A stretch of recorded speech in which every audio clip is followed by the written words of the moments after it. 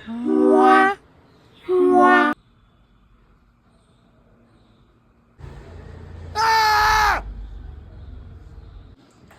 રંજન માસી આયા તમે? હારું થી તમે આવી ગયા, નહીં તો મારે તો કોઈ વાત કરવાનું નથી ઘરમાં. શું કરવાનું? લોકો મોબાઈલો જ મચેડિયા કરે છે ને કાલના.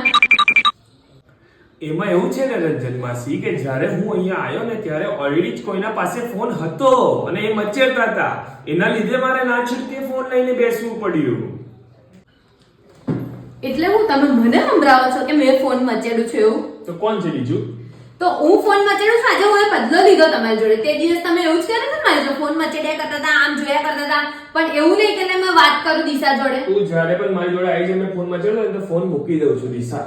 રંજન માસી તમે જાઓ, કામ કરો. આ જયું તો બહુ જુઠ્ઠા છે, તમને શું ખબર?